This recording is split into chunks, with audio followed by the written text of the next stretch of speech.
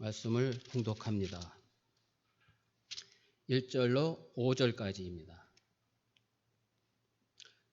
요셉은 이집트로 끌려갔는데 바로의 신하이며 경호대장인 이집트 사람 보디발이 그를 그곳으로 끌어간 이스마엘 사람들의 손에서 샀다. 여호와께서 요셉과 함께 하심으로 그가 형통한 사람이 되었고 자기 주인인 이집트 사람의 집에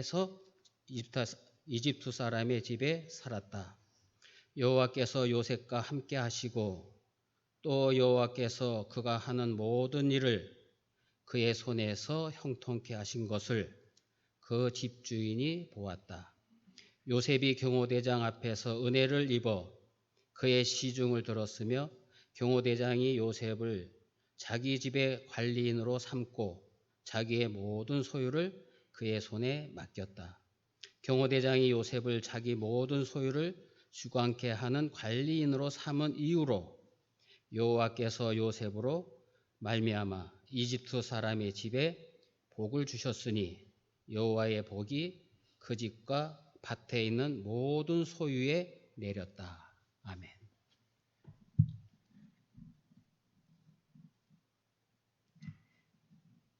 목사님께서 말씀하신 대로 떨리네요. 한 3년 정도 말씀 증거하는 것을 못했어요. 내가 평강교회에서 어려움을 당하면서 나에게는 모든 직분을 다 끊어버리고 못하게 막았었어요.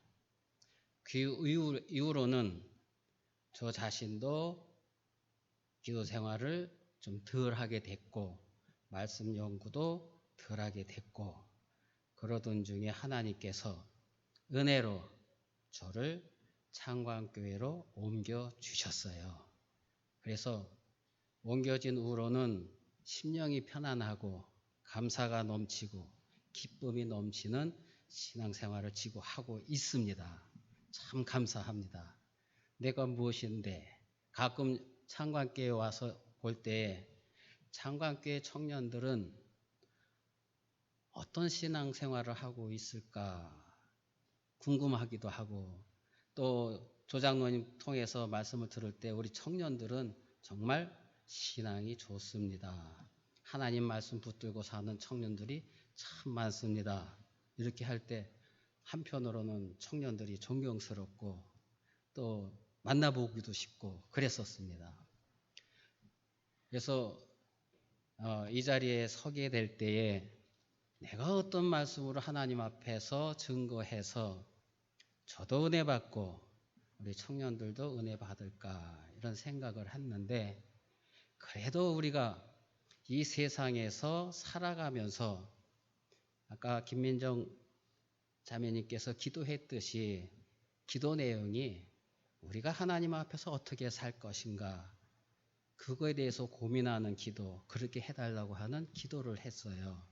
그래서 우리가 세상에 살면서 이 땅에 살면서 하나님 앞에서 사는데 이 땅에서 잘 되고 형통한 길을 찾아야 되겠지 않겠는가 이런 생각을 해봤어요. 땅에서 잘 되고 형통한 길 육신의 일이 아니고 우리는 하나님의 일이 잘 되고 또 하나님의 일을 하는데 우리가 형통하게 되는 것을 우리는 구하는 것입니다. 육신이 잘 되는 것은 우리가 하나님께서 덤으로 주신 겁니다. 그래서 요셉을 통해서 이 말씀을 증거하고 함께 은혜 받기를 원합니다. 1절에 보면 요셉이 보디발 집에 팔려가는 그런 대목이 있습니다. 여기에서 세 종류의 사람이 나오는데 이스마엘 사람과 보디발과 또 누가 있죠? 요셉이 있죠? 네. 여기서 주인공이 누구죠? 네, 요셉이죠. 그래서 우리의 삶은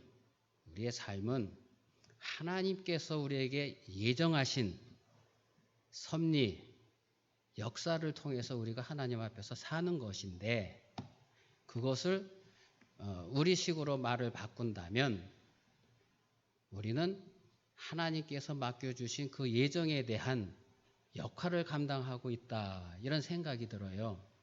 그래서 이스마엘 사람들의 역할이 있고, 보디발의 역할이 있고, 요셉의 역할이 있습니다.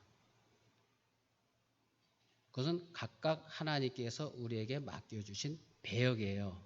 그러면 이스마엘 사람들과 같이 악한 일을 하는 사람이 있고, 보디발 같이 하나님은 모르지만 성도를 돕는 그런 역할을 하는 사람도 있고, 요셉과 같이 하나님의 말씀을 붙들고 어떻게 하면 하나님을 기쁘시게 할까, 자기를 돌아보고 믿음에 선 것을 설려고 애를 쓰는 이런 사람이 있습니다. 그런데 우리 성도들은 모두 다 하나님 앞에서 다 주연입니다. 다 주연이에요. 조연도 아니고 엑스트라도 아닙니다. 하나님은 각자 우리에게 주연을 맡겨주셨어요. 그러면 주연은 누구 마음에 들어야 되죠? 감독의 마음에 들어야 되는 거예요. 그러면 우리 역할은 뭐예요? 하나님이 우리의 감독이시잖아요. 감독의 마음을, 하나님의 뜻을 찾아야 돼요. 하나님의 뜻을 찾으면 그 배역을 잘 감당할 수 있겠죠.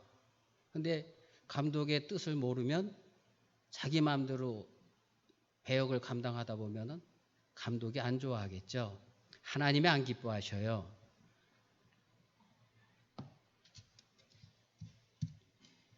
이렇게 우리는 하나님 앞에서 맡겨주신 그 배역은 우리는 이렇게 말하죠. 사명, 직분. 하나님이 우리에게 주신 사명이 있습니다. 직분이 있습니다. 이것을 감당하는 것이 우리가 하나님 앞에서 하나님께서 맡겨주신 배역을 감당하는 것입니다. 2절에 보면 여호와께서 요셉과 함께 하심으로 그가 형통한 사람이 되었고 그랬습니다. 우리가 다 원하는 겁니다. 잘 되고 형통한 사람이 되는 건 누구든지 다 원하는 거예요. 잘못되는 걸 원하는 사람은 하나도 없어요. 그런데 이 말씀에 보면 요셉과 함께 하심으로 그가 형통한 사람이 되었고 그랬습니다. 그러면 하나님께서 왜 요셉과 함께 하시고 그가 형통한 사람이 되었을까? 결론을 말씀드리면 이거는 창세기 15장 13절을 이루려고 하나님께서 예정 섭리하신 거예요. 거기에는 아브라함에게 말씀하셔요. 내 자손이 타국에서 400년 동안 종노릇하리라 하셨어요. 그 말씀을 응하게 하시려고, 또 가깝게는 창세기 45장 4절에서 8절 한번 읽어주시겠어요? 요셉이 그 형제들에게 말하기를 내게로 가까이 오십시오 하니 그러니 가까이 가자 그가 말하여 나는 형님들이 이집트에 팔았다. 형님들이 동생들입니다. 이제 형님들 나를 이곳에 판 것 때문에 근심하거나 자책하지 마십시오. 하나님께서 성령을 구하시고 형님들 앞으로 나를 보내셔 이 땅이 또 셋도 생명이 들어 앞으로 다섯 해는 가까이 추수가 없을 것입니다. 하나님께서 세상에 형님들의 수분을 보존하시고 큰 구원을 형님들을 살리시려 형님들 앞으로 나를 보내셨.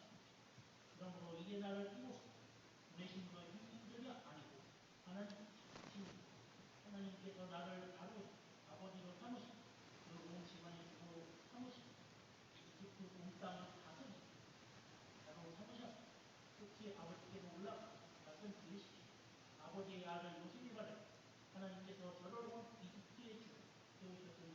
저에게 지킨 말고 내려오십시오. 그리하여 아버지 아들, 아버지 손자들과 아버지 양, 그와 아버지의 모든 소유들과 고센 땅이 저주하여 저에게 가까이 계십시오. 네, 감사합니다. 야, 결론이 뭐죠? 아버지 집, 야곱의 집, 이스라엘 족속들을 구원하려고 요셉이 증거했죠.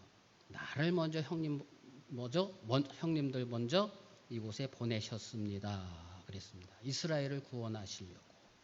이게 하나님의 뜻입니다. 그러면 요셉은 여기에 증거한 대로 하나님의 뜻을 찾았습니다. 하나님의 뜻을 찾고 그 말씀을 붙들고 살았던 것입니다. 3절에 보면 보디발이 하나님께서 요셉과 함께 하셔서 형통케 하신 것을 봤습니다. 그러면 보디발은 요셉이 어떻게 했기에 요셉을 통해서 하나님을 발견했을까? 요셉을 보았을까? 우리는 그것을 생각해 봐야 되겠지 않겠습니까? 요셉은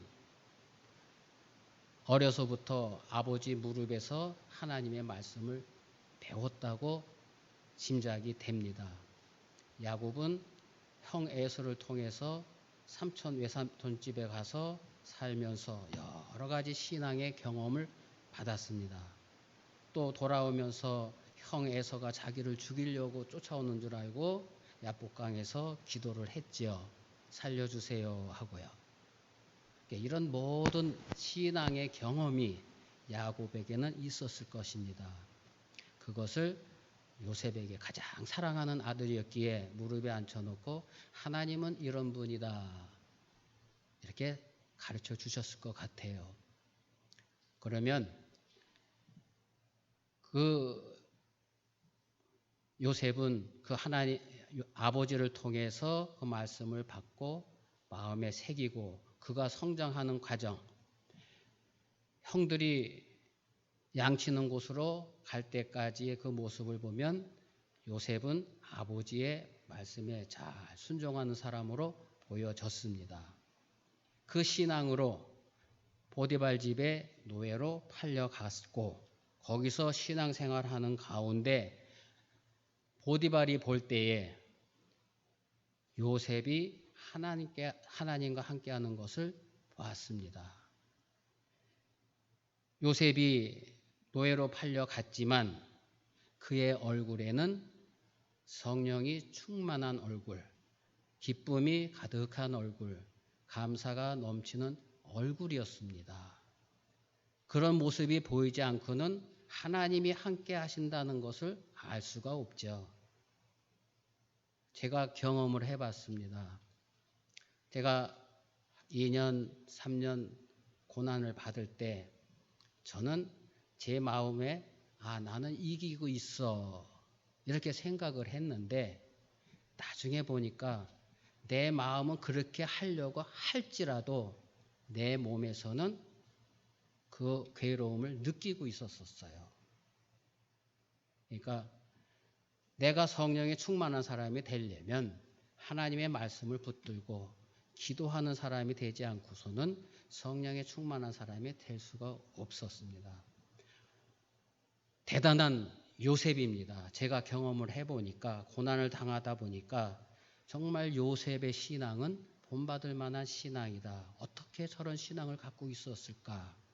노예로 처음 팔려갔을 때는 선배들 고참들이 요셉을 얼마나 괴롭혔겠어요. 연엄하고 힘든 일은 다 시켰을 것 같아요. 어려운 일 시키고.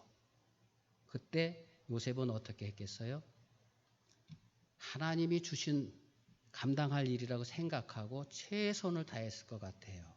괴로운 빛도 없고 슬픈 기색도 없고 하나님 은혜에 감사하는 하나님의 뜻을 찾는 그런 사람이었을 것 같아요. 그러니까 보디발이 보았을 때 이 사람은 정말 하나님이 함께 하시는 사람이구나. 그 얼굴에 나타났습니다. 우리가 말씀을 붙들고 산다면 이런 사람이 되어야 되지 않겠는가. 이 하나님을 섬기는 것으로 보고 보디발은 알았을 것입니다. 또 보디발이 봤을 때 어린 17살, 18살 그 정도 어린 나이인데도 불구하고 요셉이 일을 감당하는 거 보면 참 잘하거든요. 어려운 일도 척척 잘하고 힘든 일도 잘하고 시키는 일은 다 잘했어요. 그런 것을 보고 하나님께서 함께 하는 것을 봤을 것 같습니다. 또 요셉에게서 무엇이 발견됐겠습니까? 우리가 지금 우리 신앙생활하면서 신약 성경에 나타나는 말씀과 같이 요셉에게서는 그리스도의 향기가 나타났습니다. 그리스도의 편지의 역할을 감당했던 거예요. 그렇지 않고는 보디발이 알 수가 없죠. 늘 괴로워하고 슬퍼하고 도망가고 그렇게 했다면 보디발이 어떻게 요셉을 이렇게 읽었겠습니까? 4절에 보면 보디발이 요셉에게 관리인으로 삼았습니다. 모든 재산을 다 맡겼어요. 먹는 것 외에는 간섭하지 않았다고 합니다. 그러면 보디발이 노예로 잡혀온 끌려온 요셉에게 자기 집에 있는 모든 소유를 맡겼을 때는 요셉을 어떤 사람으로 봤겠습니까? 정직한 사람으로 봤습니다. 정직하니까 맡긴 거예요. 저도 지금 많은 사람을 대하지만 이 사람이 정직한 사람일까? 아닐까? 생각을 합니다. 무슨 일을 맡겨도 이 사람은 정직한 사람이니까 맡길만 해. 이렇게 짐작을 하면서 일을 맡기기도 하고 맡기지 않기도 하고 합니다. 보디발이 요셉을 여러 가지 모양으로 시험해 봤을 거예요. 정직할까 안 할까? 정직했습니다. 정직하니까 하나님께서 요셉에게 관리인으로 삼았던 겁니다. 성경 66권 창세 이후에 하나님이 우리에게 요구하시는 것은 바로 정직입니다. 아담이 범죄한 후에 하나님이 나타나서 아담에게 어떻게 물었습니까? 아담이 정직하게 말하기를 요구했던 겁니다. 그런데 아담이 어떻게 했어요? 거짓말했죠. 속였죠, 하나님을. 하나님은 처음부터 정직을 요구하셨어요. 또 우리가 다윗을 볼 때에 하나님께서도 인정하셨잖아요. 다윗은 내 마음과 합한 자다. 정직하여 합한 자다 그랬습니다. 인정받아야 됩니다. 하나님께 인정받는 정직함. 이 사람은 내가 인정할 만해. 나와 마음이 합한 자야.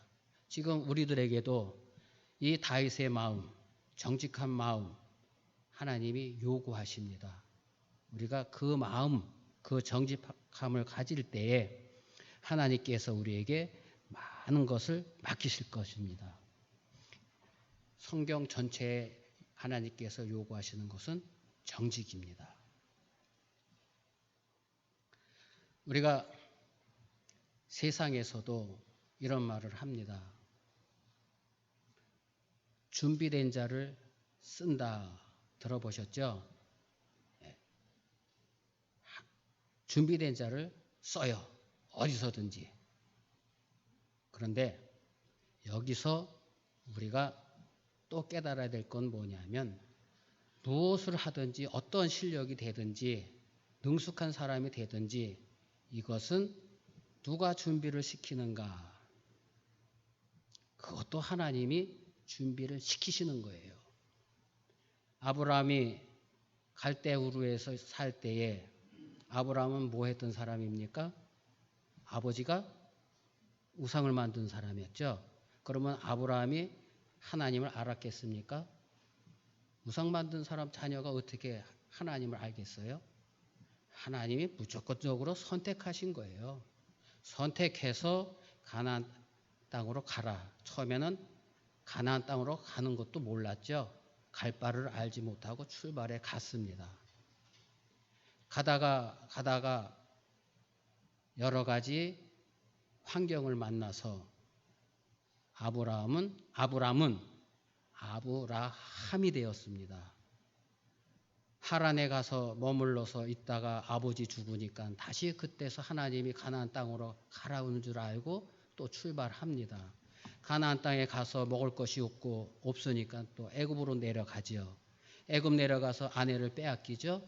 거기서 하나님이 다시 찾아주실 때 아브라함의 믿음이 점점 자라나고 또 4대 연합군한테 빼앗긴 롯도 찾아오게 되고 하나님이 전적으로 한 것을 깨닫고 또 롯과 헤어질 때도 여러 가지 경험을 해보니까 아브라함이 거기서 믿음이 자라나게 됐던 겁니다. 결국은 하나님이 믿음의 조상으로 만들어 주시지 않았겠습니까?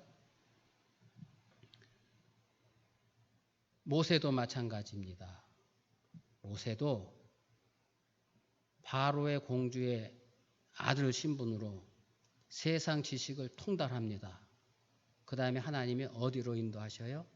미디안으로 인도해서 그의 속에 있는 자기를 다 벗어버리게 하고 하나님께서 쓰실 만한 자격자로 만들었을 때에 비로소 하나님이 불러서 이스라엘을 가나안 땅으로 인도하는 일을 하게 되는 겁니다. 그 다음에 이스라엘 백성은 어떻습니까?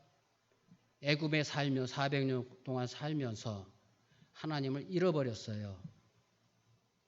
거기서 출애굽해서 가나안 땅으로 가는 동안 하나님을 의심하고 음란하고 여러 가지 죄악 속에 살 때 하나님이 여러 가지 이적을 보여주면서 하나님을 나타내신 겁니다.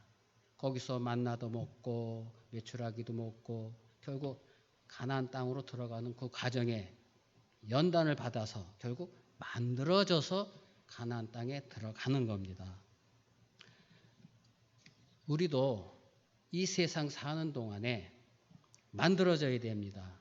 어떻게? 하나님이 예비한 곳까지 만들어지는 데까지 우리가 만들어지면, 다시 말하면 우리의 신앙 인격이 만들어지면 그때서 하나님이 우리를 사용하시는 겁니다.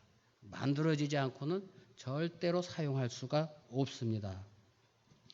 우리가 만나는 모든 환경은 하나님께서 주신 겁니다. 좋은 환경을 주셔도 하나님이 주신 거고, 고난의 환경을 주셔도 하나님이 주신 거고, 왜? 나를 하나님의 구원의 도구로 사용하시려고 자격자로 만들어 주시는 겁니다. 신명기에도 나타나 있죠. 우리를 연단하는 것은 훈련시켜서 자격자로 만들어서 마침내 무엇을 주시려고? 복을 주시려고 하나님이 우리를 연단하시고 만드시는 겁니다. 그러면 우리가 좀 궁금한 게 있어요. 요셉이 보디발 집에서 필요한 것을 얻은 게 있어요. 보디발 집에 있으면서 무엇을 했냐면 관리인으로 있었죠. 그럼 관리를 하려면은 그 밑에 있는 사람들이 수없이 많았겠죠. 여기서 요셉은 사람을 관리하는, 요새 말로 하면 아마 노무관리라고 할까요? 직장에서 말하는 거. 이런 사람을 관리하는 거. 그 다음에 모든 재산을 맡겼으니까 뭐를 배웠어요? 요새로 다시 바꿔 말한다면 경제를 배웠다고 저는 여겨집니다. 사람을 다루고 경제를 배웠고, 그 다음에 요셉이 간 곳이 그 다음에 어디죠? 감옥에 갔죠. 감옥은 어떤 감옥이었습니까?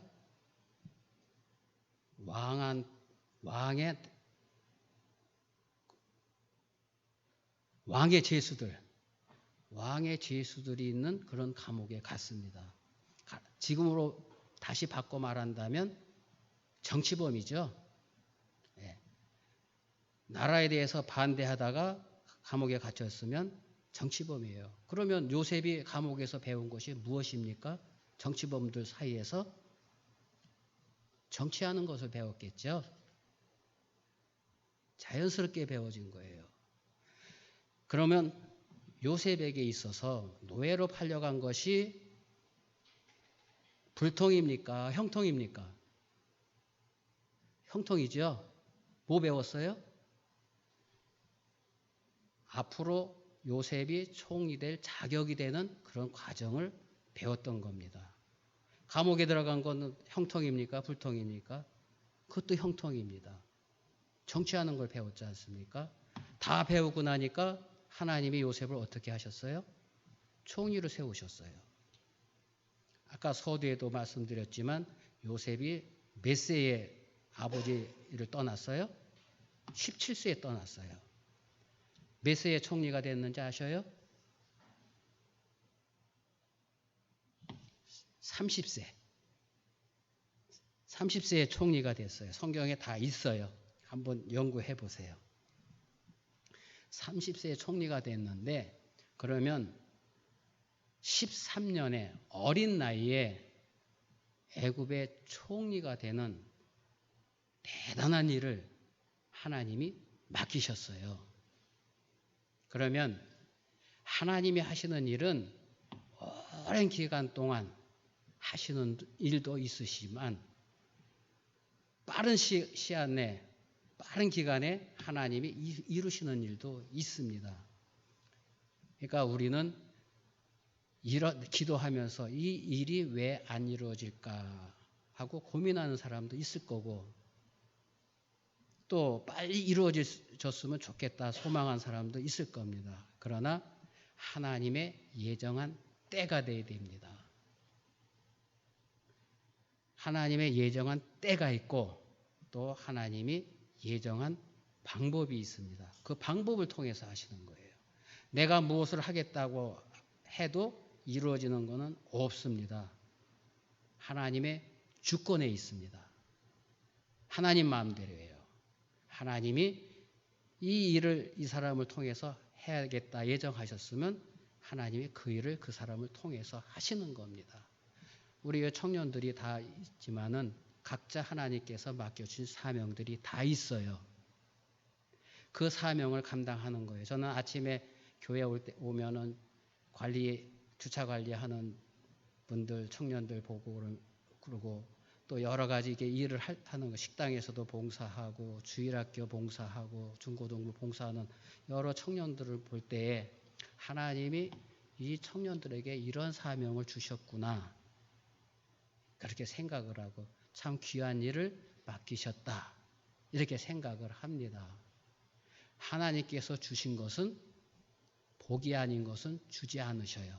하나님은 복이 아니면 안 주시고 가장 좋은 곳으로 골라주시는데 하나님의 때에 맞춰서 다 골라주시는 겁니다. 우리에게는 불통이 없습니다. 형통입니다. 무엇이든지. 그러면 하나님께서 함께하여 주시고 하나님과 동행한다. 이 말씀을 우리가 늘 생각하고 증거도 하고 듣기도 합니다. 그럼 동행하는 것이 무엇인가? 같은 길을 같은 방향으로 걸어가는 게 동행이겠습니까? 그게 아니겠죠? 하나님과 마음이 같은 하나님의 뜻과 같은 그 믿음으로 하나님을 기쁘시게 하는 길로 걸어가는 것이 동행입니다. 이것은 마치 어린아이가 겨우 걸음만 하는 어린아이가 엄마 손잡고 갈 때 어린아이는 어떤 심정이겠습니까? 엄마를 놓치면 큰일 나죠. 그래서 엄마 손을 꼭 붙잡고 엄마가 뭐라고 하는 대로 말을 잘 들어요. 너 엄마 손 놓치면 큰일 나. 엄마 손 꼭 붙들어. 이런 심정일 것 같습니다. 우리는 하나님과 동행하기를 어린아이가 부모의 품에 꼭 안겨가듯이 손을 잡고 가듯이 그런 심정으로 하나님의 말씀을 붙들고 우리 마음에 새겨서 하나님과 동행할 때에 하나님은 그 말씀을 통해서 우리를 인도하시고 섭리하시고 역사하시는 것입니다. 우리가 이렇게 하나님과 동행하면 반드시 요셉과 같이 하나님께서 함께해 주시고 형통한 길로 우리를 인도해 주십니다. 결론적으로 말씀드리겠습니다. 결론적으로 형통의 비결은 여기에 있습니다. 우리가 예배 시간마다 가끔 목사님을 통해서 말씀을 받습니다. 너희는 먼저 그의 나라와 의를 구하라. 근데 그의 나라가 뭐라고 우리가 배웠죠? 그의 나라를 구하는 것이 천국이 내 마음에 내 심령에 임하는 것이 그의 나라를 구하는 거라고 했죠. 내 심령에 내 마음의 천국이 이루어지면 그 다음에 너희는 먼저 그의 나라와 의를 구하라. 그리하면 그 다음에 뭐죠? 이 모든 것을 더해 주리라 그랬습니다. 그런데 우리 보통 사람들이 생각할 때는 그의 나라와 의는 아예 하나님 이거는 다음이고요. 이 모든 것부터 주세요. 우리가 요구하는 건 그겁니다. 이 모든 건 먼저 구해요. 이게 되면 내가 이거 하겠습니다 그러거든요. 그런데 이 모든 것은 무엇입니까? 하나님의 나라가 내 안에 이루어졌을 때 덤으로 주는 겁니다. 덤. 우리가 과일 가게 가서 한 소쿠리에 과일을 사면 덤으로 한 개를 더 주죠. 어느 게 더 큰 겁니까? 한 바구니 사는 게 더 큰 거예요.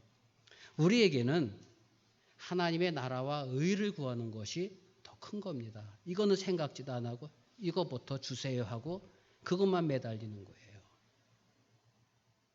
우리는 그의 나라와 의를 구하면 우리의 삶은 우리의 인생은 하나님 앞에 갈 때까지 잘 되고 형통할 것입니다. 결론입니다. 너희는 먼저 그의 나라와 의를 구하라. 그리하면 이 모든 것을 더해 주시리라. 이것이 요셉이 걸어간 형통의 비결이라 생각이 듭니다. 감사합니다. 기도하겠습니다.